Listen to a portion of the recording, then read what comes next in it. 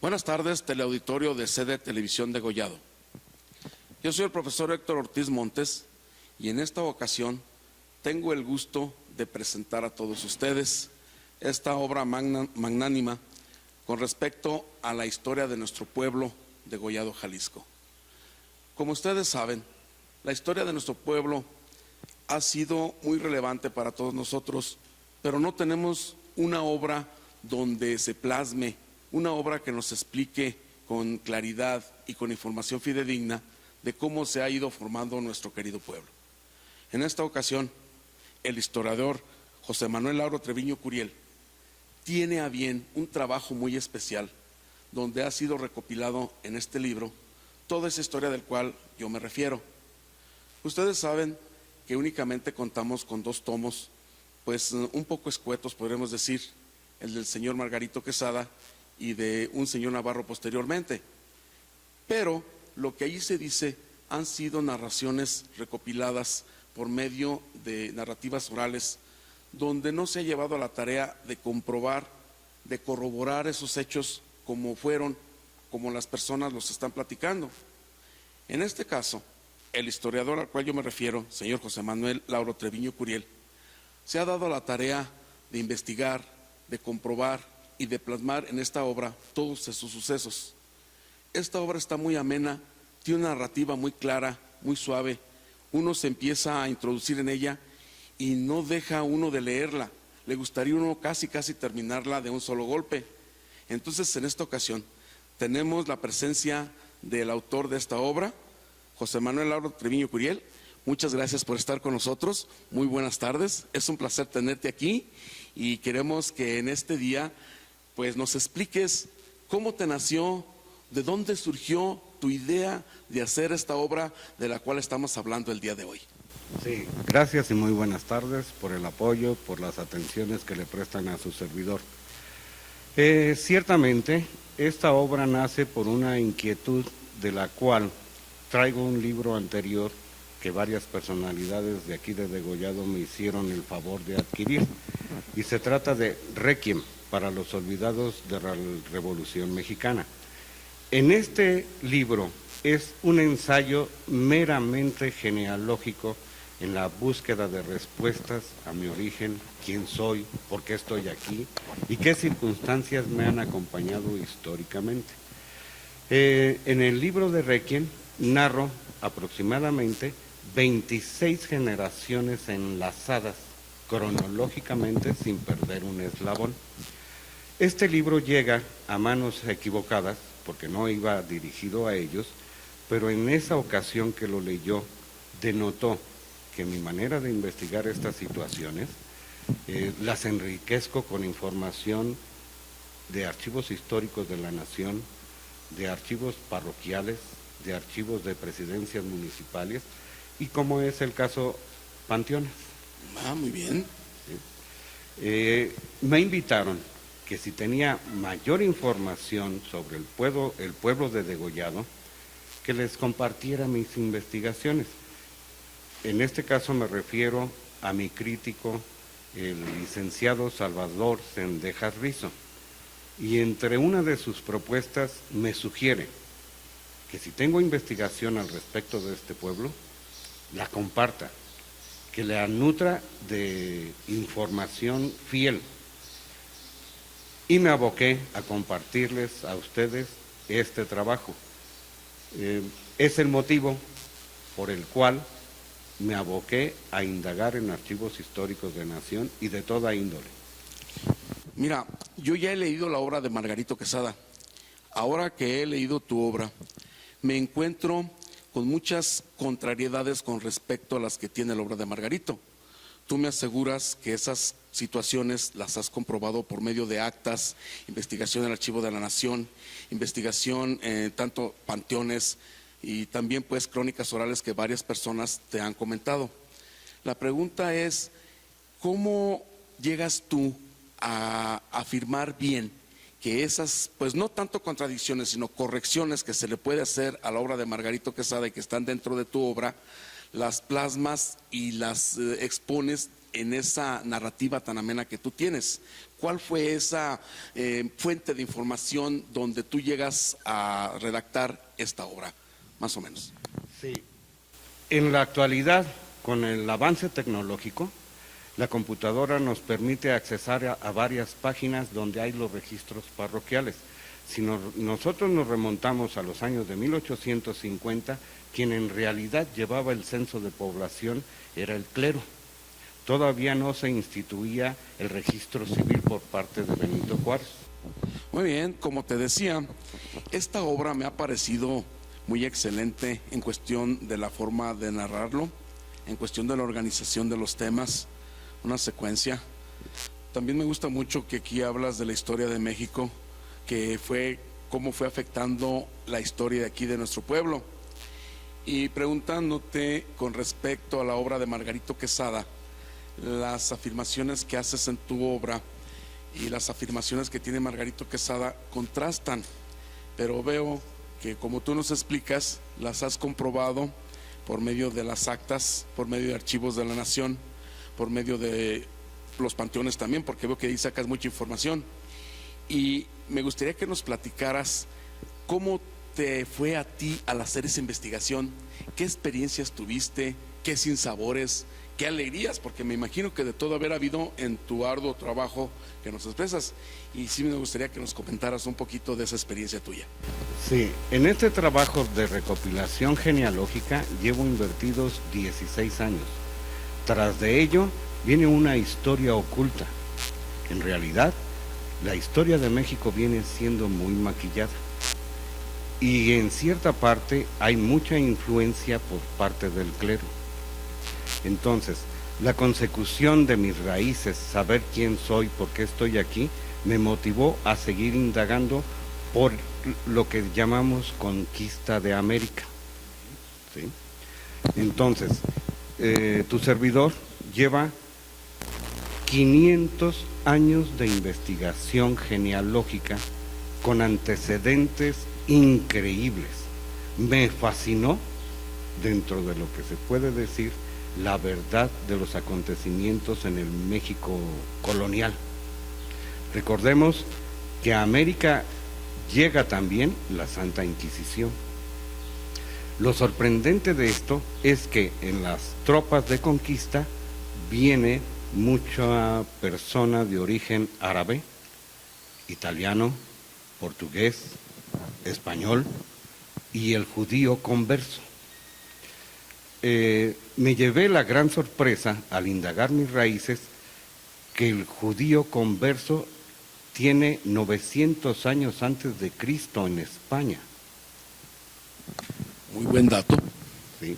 Entonces, eso me fue interesando porque hay afectaciones a mis raíces de los apellidos Treviño y Curiel por ser de origen judío.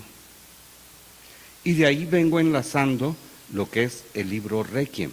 En el libro Requiem concluyo 226 años de cadena genealógica viendo a través cómo se mueven los Treviño al norte de la República y cómo se mueven los Curiel en el estado de Jalisco. Hoy, estado de Jalisco, antes era Nueva Galicia.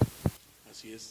Y fíjate, la mayoría de nosotros creemos que Treviño únicamente son de Monterrey, y con estos datos que tú estás investigando nos damos cuenta de que no, han estado esparcidos desde Oaxaca, como dices tú. Entonces nos llevamos tantas sorpresas.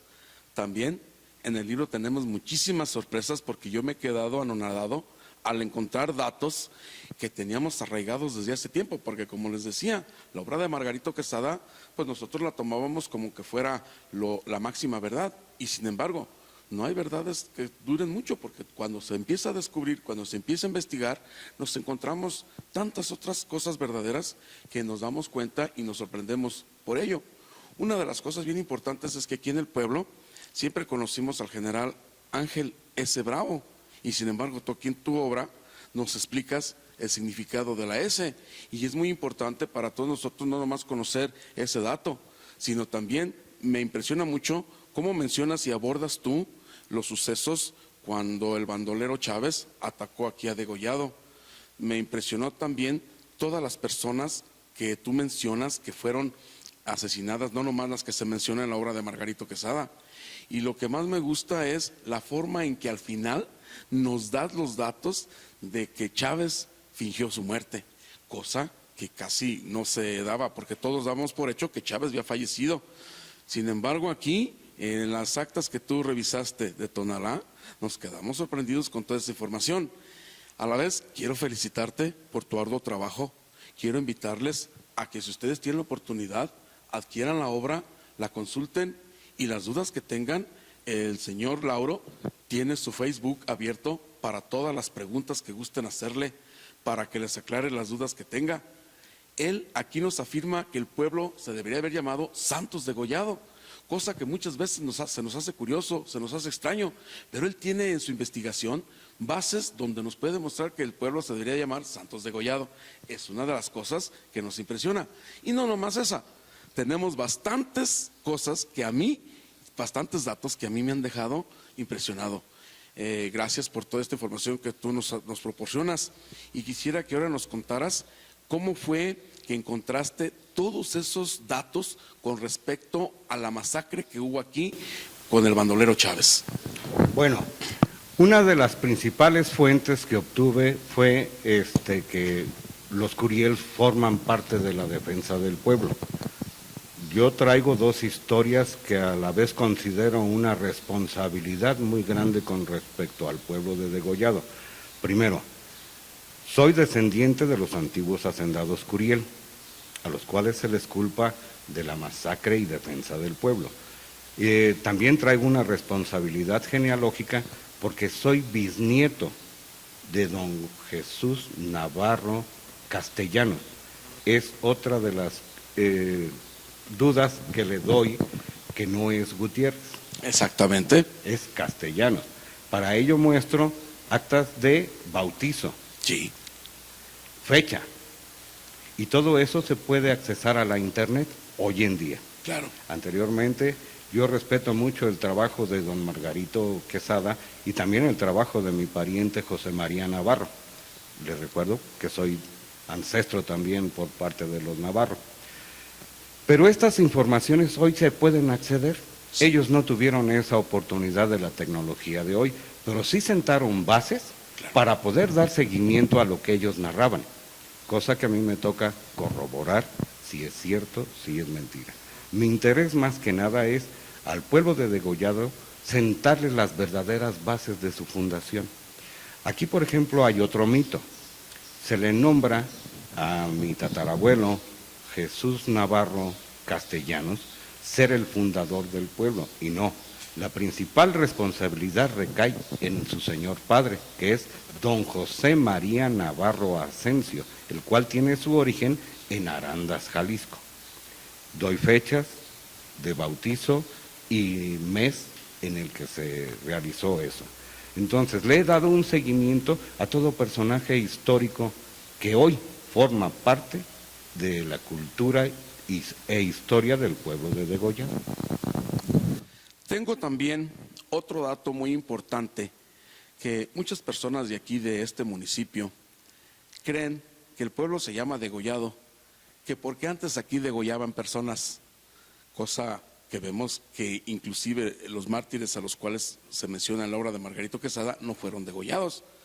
Simplemente él también aborda la forma en que murieron, y esa forma pues nos hace la aclaración de que Degollado no se llama así por esa situación, sino porque fue en honor al general Santos Degollado, el cual lo nombras el general de las 1000 batallas, ¿verdad?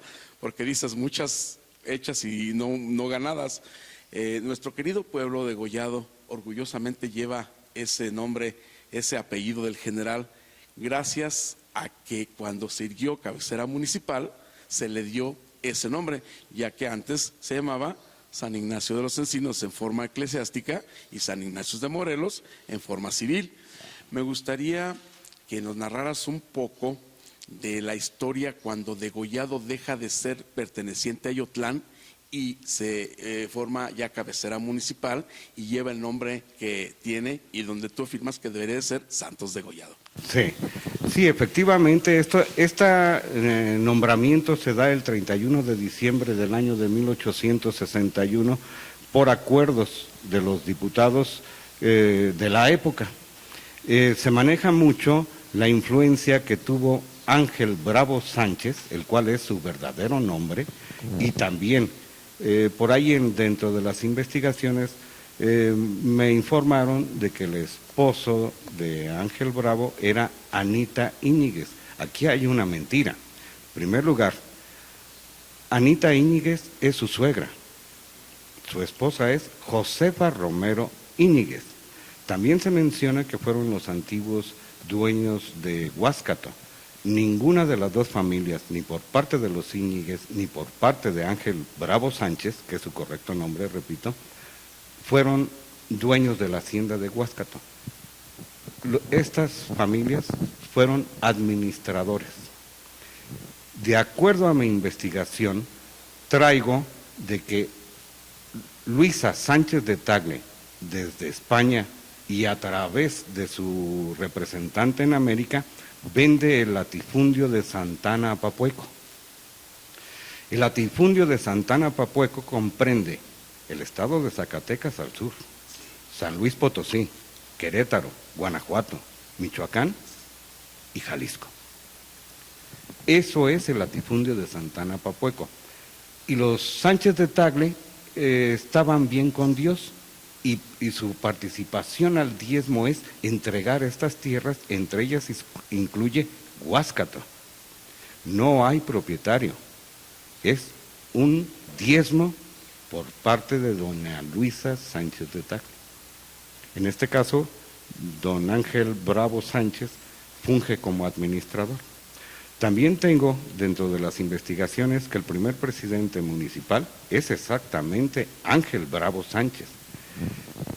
Parece que por algún conflicto con el clero se renuncia al puesto de presidente municipal y se va nuevamente a Guadalajara, que es su tierra donde nacen sus hijos, de los cuales doy santo y fecha de bautismo. Y eso ratifica de que no habita en la hacienda de Huáscato.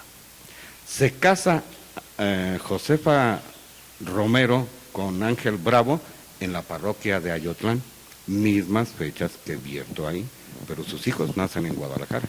Con eso da a entender que en ese lapso de tiempo no habitan la hacienda, porque sus continuos nacimientos se dan en Guadalajara. Qué interesante es todo lo que nos has estado contando, qué cosas tan impresionantes nos has dicho, situaciones que nosotros desconocíamos por completo. Ahora tengo otra pregunta para ti. Fíjate que toda la actuación de Inés Chávez aquí, toda esa escaramuza, toda esa masacre que se llevó a cabo, pues como han sido narrativas orales, han sido por personas pues que a lo mejor estaban pequeñas en ese tiempo, pero no tenemos nosotros una idea más o menos como la que tú has investigado con respecto a ello. Y me gustaría que nos contaras tantito qué pasó o qué investigación encontraste tú con respecto a los hechos de esa masacre aquí en nuestra población. Sí, a este respecto te voy a comentar que me encontré con otro error ubicado cronológicamente, es decir, en tiempo. Primero, se dice en la narrativa de voz a voz que los Curiel forman la acordada por las presencias de los abigeos como Inés. No, es una mentira. La acordada que trabaja esta región está formada tanto por don Ignacio Castellanos como por los Curiel. Y esto es en los años de 1898. Ya había el robo, ya había el abigeato, el rescate. Lo mismo que sucede hoy en la actualidad con las personas que trabajan mal. Muy bien, la acordada no se funda a raíz de eso. La acordada está desde antes de la Revolución Mexicana. Un error, porque dan registros desde 1856 en el estado de Jalisco de movimientos de bandolerismo. Desde 1856 ya había acordado, en virtud de que los gobiernos no tomaban riendas en el asunto, no mandaban combatir esas gavillas, y los principales afectados eran el hacendado y el clero. Muy bien. Aquí hay una narrativa por parte de los Curiel que en este material que hoy les presento por primera vez será compartido, una tradición oral que surge dentro de las familias Curiel. Ciertamente ya habían tenido meses antes un enfrentamiento con Inés Chávez García. De esos enfrentamientos hieren en la frente a mi abuelo Epigmenio Curiel y Navarro, el cual es nieto de don Jesús Navarro. En ese enfrentamiento lo dan por muerto y mi tío Luis, que es herido junto con él en una nalga, él logra correr y huir, pero a mi abuelo Epigmenio Curiel lo dan por muerto. Y después de que se reponen de la sorpresa del enfrentamiento con Inés Chávez García, van al rescate o a levantar el cuerpo y sucede que mi abuelo está vivo. Con el tiempo hay un doctor Aceves que atiende sus heridas en la población de Yurecuaro, Michoacán, y las heridas se le infectan, a grado tal que con un pañuelo tienen que sacarle la gusanera que se formó al interior de su cerebro. Y sucede de que don Epigmenio Curiel García se ve en la imperiosa necesidad de tratarlo y lo llevan a la Ciudad de México. Y al igual que Pedro Infante, mi abuelo trae una placa de platino en el cerebro. Se lo menciono porque yo lo conocí en vida. Muy niño yo llegué a conocer la perforación y el platino. La casa que estamos, que compró Lupita Méndez y que gentilmente nos facilita, ella habla de esa casco, porque mi abuelo traía el sombrero de lado siempre, ¿sí? Entonces, ya hay enfrentamientos previos, de los cuales muchos triunfos lograron la acordada, y lo hicieron huir. Pero esa ocasión, hay un evento que no narran aquí. Hay un hombre nativo y originario de Degollado, Jalisco, del cual también aporto las pruebas de registro bautismal, de nombre J. Isabel Casillas. Él pertenecía a la banda de Inés Chávez García.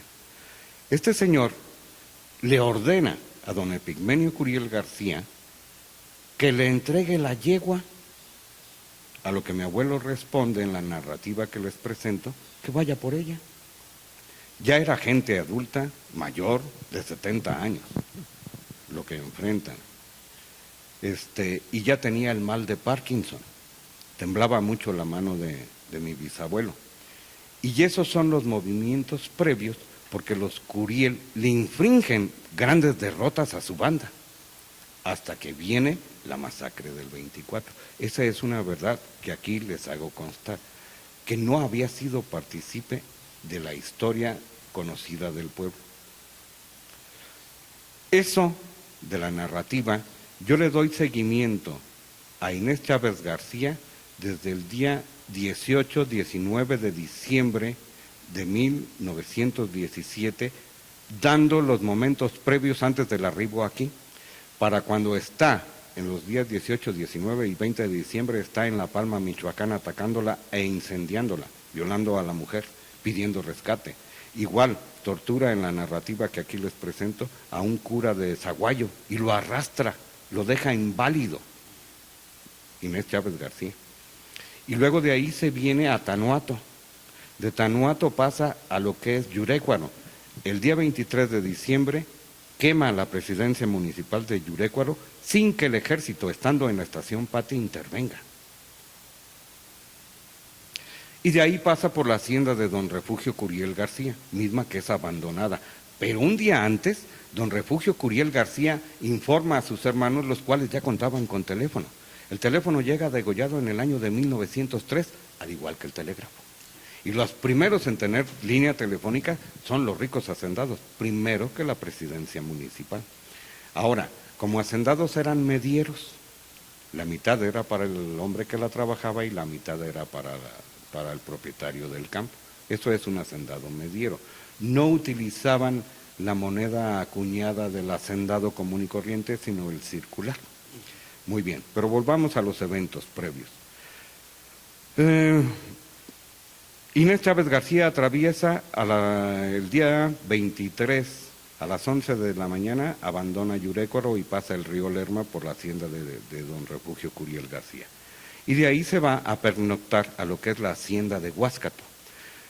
Me encontré con una persona que dice que don Ignacio Castellanos lo recibe y le da de comer a la tropa que venía compuesta por más de 2.500 hombres, que le da de comer a las bestias y también al revolucionario en este caso. Sí. Muy bien. Don Ignacio Castellanos no se puede quedar en la hacienda en virtud de que es parte de la acordada. Claro. Así que entrega la plaza. Lo demás es mito. Se quedarán los empleados a asistir pero don Ignacio Castellanos no lo recibe. Porque hay un nombre que no conoce el pueblo de Degollado de nombre Maximiano Velázquez. Él era el hombre de todas las confianzas de don Ignacio Castellanos y jefe de la acordada. ¿Sí? Es otro de los mitos que han prevalecido, mas sin embargo los he investigado y son ciertos todos los datos que me han compartido. Bien, la masacre se menciona de que porque querían pasar pacíficamente por el pueblo, no, por los movimientos previos y las derrotas que le infringen la acordada, ya traía coraje contra los Curiel. Así es. Mucha gente abandona el pueblo porque no tiene nada que perder, pero los Curiel sí tienen mucho que perder, entre ellos los bienes, las propiedades, y a muchos, más de 40 Curieles, se les va la vida en ello, mismo registro que no se da en la parroquia. Estas personas fueron sepultadas muchos días después. Lamentablemente, la gente quedó tirada por cerca de un mes en la calle. Y estoy hablando de los elementos rebeldes de Inés Chávez García, así como de los defensores del pueblo. Fueron abandonados por las autoridades tanto de Michoacán como del estado de Jalisco. Fueron abandonados por los ejércitos que estaban en la estación Pati y por el capitán Ramos, el cual los Curiel mencionan que le mandó 2 talegas de oro. 2 talegas de oro que fueron más de 300 defensores que perdieron la vida en Degollado, Jalisco. ¿Quién se las mandó? Inés Chávez García. Inés Chávez García. Le mandó las talegas a que no intervinieran en la defensa del pueblo, porque en un periódico extranjero de Estados Unidos da cuenta que en actitud sospechosa el capitán Ramos, no Juan José Ríos, que es el que dicen que se queda en las limas, no, es el capitán Ramos, recibe ese dinero porque no habían sido pagados sus quincenas anteriores. Muy bien. También nos narras un poquito con respecto a los mártires de aquí, de ese día, y nos comentas que un detalle muy importante con respecto a las mártires que tenemos aquí en el pueblo. Me gustaría que de tu voz nos digas qué fue lo que encontraste con respecto a ellas, de esas mártires. Sí, igualmente quiero agradecer a la parroquia de Degollado, Jalisco, que por primera vez un extraño accede a este tipo de información. Me facilitaron los archivos parroquiales de los cuales tomé fotografía y los puedo amplificar perfectamente, se visualizan en la computadora. Muy bien. La narrativa y descripción de los fallecidos ese día los van enterrando a intervalos. Y en lo que se refiere al mito o verdad de Coleta Meléndez y de Josefa Parra, yo lo que les puedo asegurar es que Coleta Meléndez sí reporta el registro de defunción de que muere en las llamas, pero Josefa Parra no está registrada. Hay una persona que sí se avienta a las brasas, pero Josefa Parra no. Eso sí, pues es un dato interesante porque tenemos la creencia de que las dos se aventaron juntas, mas sin embargo pues no se puede corroborar que así haya sido. Sí hay una acta de una persona, pero de la otra no se ha encontrado. Sería muy importante que tanto el clero se diera a la investigación, ya que se está formulando la beatificación de ellas. Entonces, pues son situaciones que se presentan y pues tenemos la creencia de lo que se nos dice, de lo que se nos cuenta. No nos hemos dedicado nosotros a hacerlo, la investigación. Sin embargo, ese dato que nos proporcionas sí me parece muy importante como para que se llegase a una investigación más profunda sobre el tema. Sí, a mí me gustaría exponerte una expresión a mi manera de pensar. En verdad, el pueblo que quedó a defender lo suyo, todo es mártir. Te he compartido dentro de las pláticas que hemos tenido a través del tiempo de que hay una persona precisamente de 2 años, de nombre Ortiz, de apellido Ortiz, que supongo es tu familiar fallecido en esa ocasión, de 2 años atravesado por una bala. ¿No es mártir él? Pues supongo que sí, porque pues también murió Es en un esa inocente. ocasión. Es un inocente, tiene razón. Sí. ¿Y todos los demás? Pues también dieron su vida. Entonces quiere decir que también son mártires de aquí. Dieron su vida en nombre de la perversidad de la Revolución Mexicana. La Revolución Mexicana en realidad nos dejó una tragedia. No había orden, no había respeto, ni a la vida ni a los bienes. Y para ello, este pueblo puede hablar al respecto. Pues sí, claro, todas esas situaciones que se presentaron, pues han sido una gran tragedia y sobre todo que ya se acerca un aniversario muy importante con respecto a ello, son 100 años, dices, 100 años. Y pues es muy importante tener datos verídicos de lo sucedido para tener esa, podríamos decir, conmemoración, ¿sí? No celebración, claro, porque pues no vamos a celebrar todos esos crímenes que se cometieron, pero sí tener unos recuerdos para poder llevar a cabo y dedicarles un tiempo a todos esos sucesos. Muchas gracias por toda esa información. Fue un placer tenerte con nosotros. A la vez, les reitero, esta obra está a su alcance. Me dices que en el hotel de aquí de Degollado hay manera de adquirirla. Me dices que con el doctor Raúl también hay manera de adquirirla para todo el que guste. Y para ustedes, amigos de CD Televisión, muchas gracias por acompañarnos. Que pasen muy buenas tardes. Fue un placer, José Manuel, estar contigo. Muchas gracias, profesor. Muy amena tu charla. Muchas gracias. Buena tarde.